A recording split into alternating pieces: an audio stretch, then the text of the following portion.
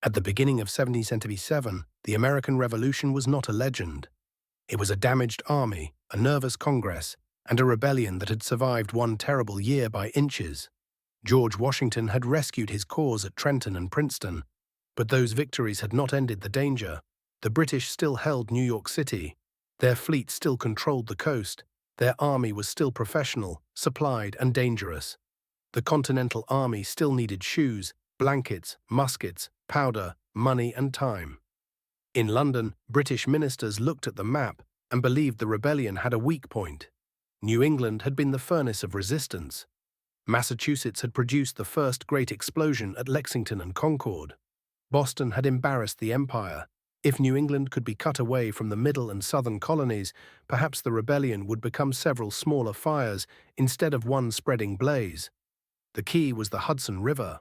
From Canada, a British army could descend through Lake Champlain, Lake George, and the upper Hudson Valley. From New York City, another British army could move north. A third force could come through the Mohawk Valley from the west. If the columns met near Albany, the British would control the corridor between New England and the rest of the colonies. The idea looked clean on paper. Paper did not show broken roads, sick horses, swollen rivers, local militias, frightened farms, or the distance between orders written in London and decisions made in America. The Northern Army would be led by Lieutenant General John Burgoyne. Burgoyne was brave, charming, ambitious, and theatrical. He had sat in Parliament. He wrote plays. He understood display. He liked uniforms, ceremony, and the old confidence of empire. To some, he was Gentleman Johnny. To his critics, he was a man who loved applause too much. But Burgoyne was no fool. He knew the road south from Canada would be difficult. His force included British regulars, German auxiliaries from Brunswick and Hesse-Hanau, artillerymen, loyalists, Canadians, and native allies whose participation frightened frontier settlements and complicated British claims of civilized order. He expected support from the west, under Barry St. Leger, and eventually from the south. That southern support was the problem. General William Howe, commanding at New York, had his own idea. Instead of marching up the Hudson to meet Burgoyne, Howe wanted Philadelphia, the rebel capital. Capture the city where Congress met, he believed, and the rebellion might lose its nerve. So the British opened 1777 with two ambitions. One army would try to cut the colonies apart. Another would try to seize the political heart of the rebellion. If either plan destroyed Washington's army or broke the alliance between colonies, Britain might still win the war. For the Americans, the year would become a test of endurance. They would lose forts, they would lose battles, they would lose Philadelphia. But they would also discover something the British had not fully understood. A revolution could survive the loss of a city if its army survived, if its people kept mobilizing, and if one British army could be trapped far from help. 1777 would not be simple victory. It would be disaster and deliverance at the same time. In June, Burgoyne's army moved from Canada like a traveling city. Boats crowded the waters. Artillery followed. Officers' baggage, soldiers' tents, ammunition, food, hospital stores, and camp followers moved through a wilderness that resisted every mile. The route itself carried memory. Lake Champlain had seen Arnold's desperate naval fight the year before. Fort Ticonderoga, sitting near the passage between Champlain and Lake George, had once been one of the great prizes of the continent. Americans had captured it in 1775 and dragged its guns to Boston. Now it guarded the northern door again. Burgoyne issued proclamations as he advanced. They promised protection to loyal subjects and warned rebels that resistance would bring ruin. The words were meant to terrify and persuade. Instead, they hardened many people who already feared what an invading army might bring. On the American side, Major General Philip Schuyler commanded the Northern Department. Schuyler was wealthy, connected, and experienced in the region, but he was not beloved by every New England soldier. Politics followed him like a shadow. Some suspected him because he came from New York aristocracy. Others simply wanted a different commander. Still, Schuyler understood the land. He understood that space could be traded for time. Burgoyne's progress looked powerful, but every step south lengthened his supply line. The British Army needed roads where roads were poor. It needed horses where horses were scarce. It needed cooperation from loyalists who did not appear in the numbers British planners had imagined. It needed native allies but could not fully control the fear their presence created among frontier families. The invasion also exposed the divided world of the Haudenosaunee, the Iroquois Confederacy. Some leaders and communities aligned with Britain, believing the Crown offered the best chance of restraining American expansion. The Oneida and Tuscarora often leaned toward the American side. Families, villages, and old alliances came under impossible pressure. The Revolution was not only a war between colonies and empire, it was also a civil war within communities, churches, towns, and native nations. As Burgoyne moved south, American soldiers and local militia cut trees across roads, destroyed bridges, drove away cattle, and removed supplies. They could not always stop the British, but they could slow them. They could make each mile cost time. That mattered. Burgoyne's campaign depended on timing. St. Leger had to move through the Mohawk Valley.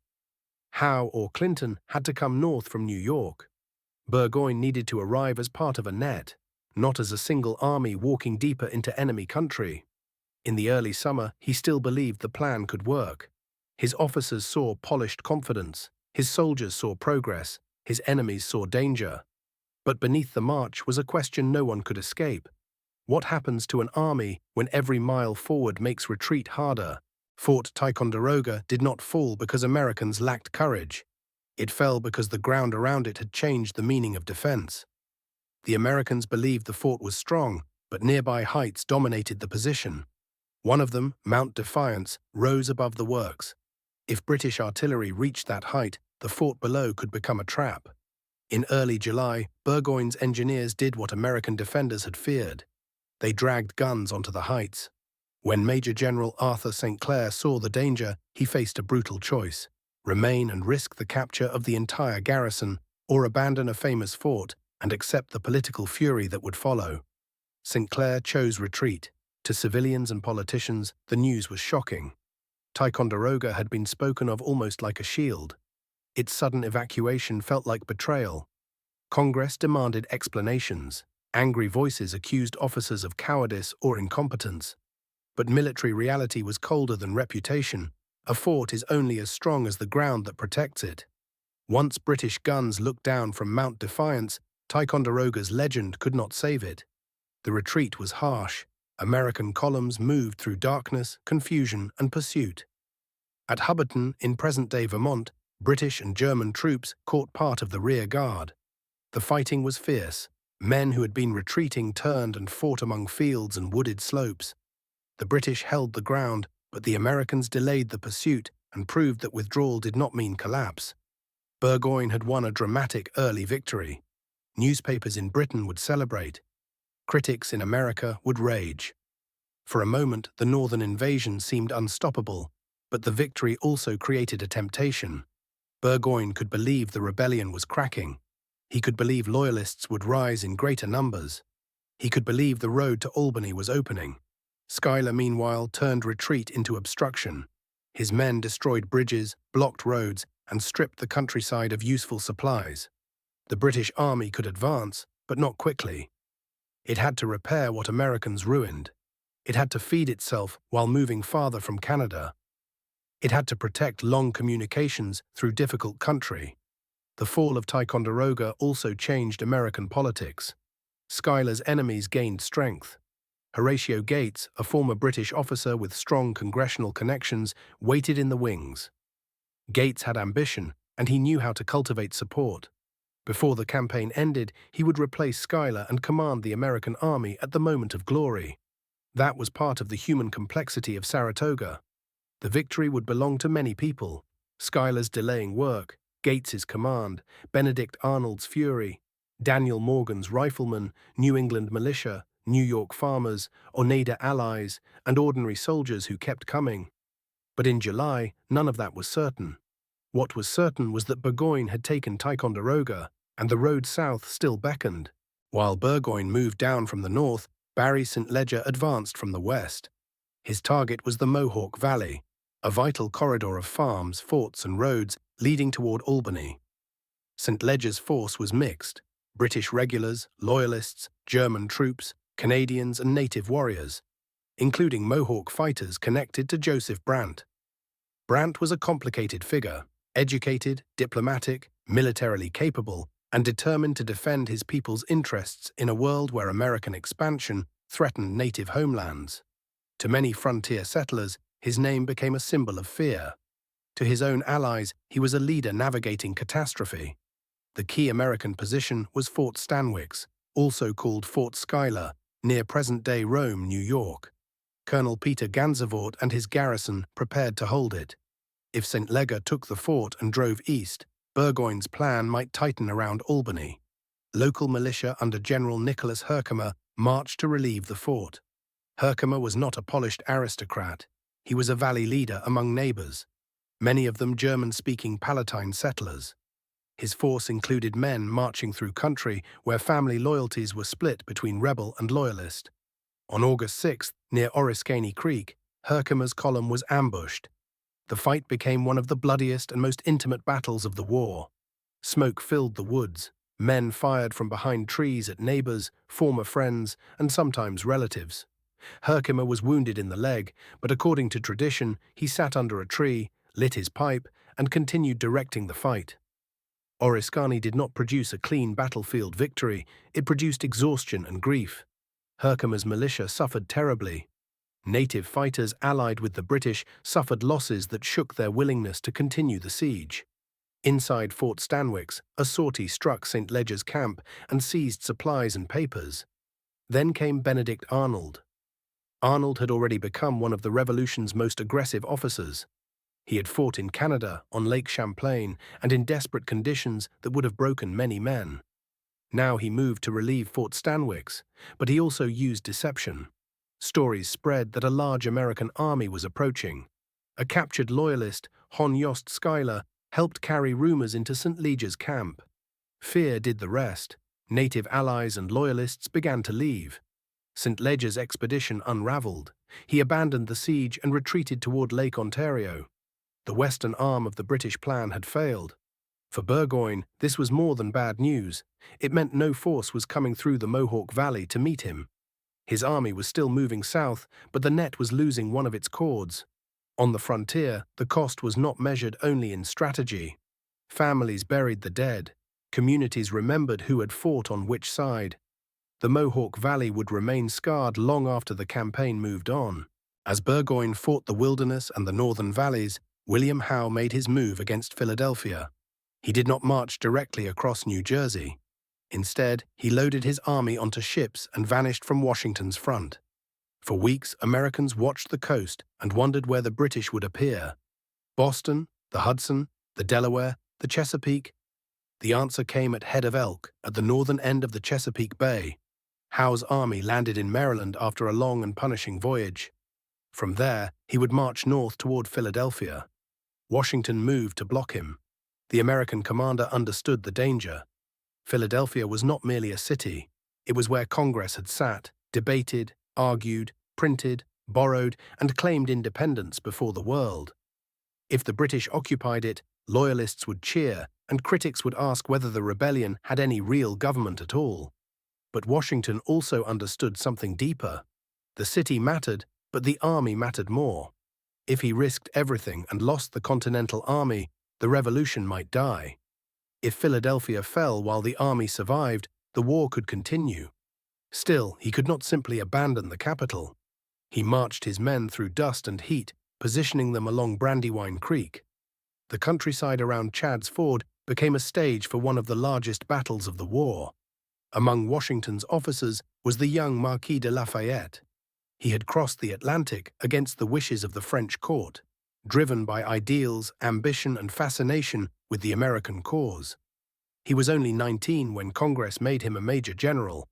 Some Americans saw him as a romantic foreign volunteer with more title than experience. Washington saw something sincere in him.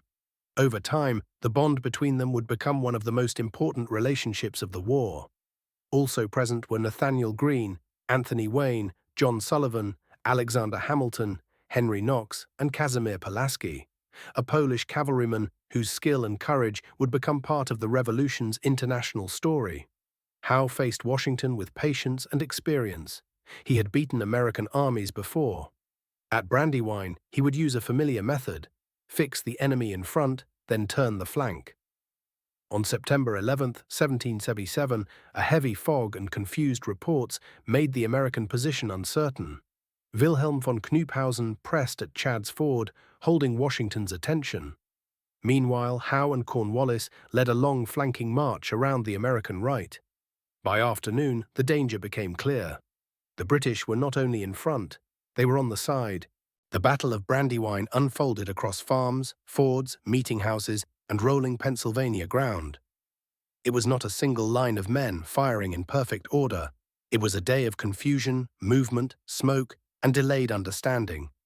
American soldiers fought hard. Sullivan's men shifted to meet the flank attack. Greene's division marched with urgency to stabilize the line. Lafayette rode into danger and was wounded in the leg, but stayed long enough to help organize retreat. Pulaski helped cover Washington's withdrawal. Officers shouted through gun smoke. Musketry cracked along stone walls and fields. Howe won the battle. Washington lost the field. But the Continental Army escaped. That distinction mattered. Brandywine opened the road to Philadelphia, but it did not destroy Washington. The British had beaten him and still not solved their main problem. The American army remained alive, bruised, and angry. 2 weeks later, on September 26th, British troops entered Philadelphia. Loyalists welcomed them. Congress had already fled, moving first to Lancaster and then to York. The British held the rebel capital, but they had captured a symbol more than a surrender. For civilians, occupation brought uncertainty. Some Philadelphians had remained loyal to the crown. Others had supported independence. Many simply wanted to protect families, businesses, and homes. British officers settled into the city. Social life resumed in strange ways. Dinners, balls, gossip, and military administration existed beside shortages, suspicion, and political fear. Washington could not let Howe rest too comfortably. In early October, he struck at Germantown, where British forces were posted north of Philadelphia. The plan was ambitious. American columns would converge before dawn and surprise the enemy. For a brief moment, it almost worked. British pickets were driven back. Panic flickered. But fog covered the field. Units lost direction. Commands overlapped. A stone house, Cliveden, held by British troops, became a stubborn strongpoint. Americans spent precious time attacking it while the larger battle became confused. In the mist, soldiers fired at shadows. Some American units collided with one another. Momentum slipped away. Howe's men recovered, counterattacked, and forced Washington back. Germantown was a defeat, but it did something important. It showed that Washington would still attack. It showed foreign observers that the American army had not been reduced to a hiding force. It could plan, move, and strike even after losing the capital. For France, watching from across the Atlantic, that mattered. Courage alone would not bring alliance, but courage plus endurance, combined with news from the north, might change everything. Burgoyne's army needed supplies. It needed horses, wagons, food, and draft animals. Without them, the march toward Albany would become a slow-motion disaster. In August, Burgoyne sent a detachment toward Bennington, expecting to gather stores and encourage loyalists. The force included German troops under Friedrich Baum, with reinforcements under Heinrich von Breymann. They expected resistance, but not the storm that came. New Hampshire militia under John Stark moved against them. Stark was blunt, experienced, and independent-minded. He had fought at Bunker Hill and Trenton. He understood militia. He knew how to speak to men who had left farms and towns to defend their region. On August 16th, Stark's militia attacked Baum's position from multiple directions. The fighting was fierce and close. Rain had delayed the action, but when the weather cleared, the militia moved with purpose. Baum's men fought until overwhelmed. Breymann's reinforcements arrived late, exhausted, and were struck as well by Stark's men and Seth Warner's Green Mountain Boys. The result was devastating for Burgoyne. Hundreds of soldiers were killed, wounded, or captured. Supplies were lost, horses were not obtained. The myth that loyalists would rise in large numbers to help the invasion grew weaker. Bennington was not as famous as Saratoga, but it helped make Saratoga possible. It damaged Burgoyne's army before the climactic battles. It emboldened militia across the region. Men who had hesitated now believed the British could be beaten. They marched toward the American camp in growing numbers. Burgoyne was still advancing, but his situation was worsening. St. Leger had failed in the west. Howe was in Pennsylvania, not coming up the Hudson. Clinton remained in New York, able to raid north, but not yet able to rescue Burgoyne. Supplies were strained, local resistance was rising. Then came the story of Jane McCrea. McCrea was a young woman connected to Loyalist circles, engaged, according to many accounts, to a Loyalist officer. She was killed during the campaign in circumstances involving native warriors allied with Burgoyne's army. The details were contested even then, but American propagandists seized on the event. Her death became a symbol used to inflame anger against the British use of native allies. The story spread through settlements already afraid of frontier war. Men who might have stayed home now took down muskets. Burgoyne's alliance structure, meant to intimidate resistance, helped mobilize it. In war, perception can become a weapon. By late summer 1777, the perception in the northern countryside was that Burgoyne's army brought danger to every farm in its path. That fear became militia strength. Militia strength became numbers. Numbers became the walls closing around Saratoga. By September, the American Northern Army had changed. Horatio Gates had replaced Schuyler in command. Gates was careful, political, and aware of his own reputation. He inherited an improving situation. Burgoyne slowed, militia gathering, and defensive positions prepared along Bemis Heights by the Polish engineer Tadeusz Kosciuszko. Kosciuszko's work mattered enormously. The American position blocked the road south along the Hudson. It used terrain intelligently: heights, woods, fields, and river approaches. Burgoyne could not simply stroll to Albany. He would have to fight through. Among the Americans was Daniel Morgan, commander of a corps of riflemen. Morgan was a wagoner-turned-soldier, hardened by frontier life and earlier campaigns. His riflemen carried long rifles that could be accurate at greater distances than smoothbore muskets, though slower to load and less useful with bayonets. In the broken ground around Saratoga, they were dangerous. Benedict Arnold was there too, restless and furious. He had energy Gates lacked and battlefield instincts that could change a fight. But Arnold and Gates disliked each other. Gates valued control. Arnold valued action. Their conflict would become part of the drama of Saratoga. On September 19th, Burgoyne advanced toward the American left near Freeman's farm. The fighting began in woods and clearings, where formations broke apart and command became difficult. Morgan's riflemen struck British officers and artillerymen. British regulars counterattacked with discipline. The field changed hands. Smoke hung in the trees. Arnold pushed for aggressive reinforcement. Gates hesitated. Men went forward, but the argument behind the lines grew bitter. On the field, soldiers did not experience the battle as a clean plan. They experienced it as noise, fear, and the sight of comrades falling among stumps and fences. By evening, the British held the field tactically, but at terrible cost. Burgoyne had not broken through. His army could not afford losses the way the Americans could. Every British casualty was hard to replace.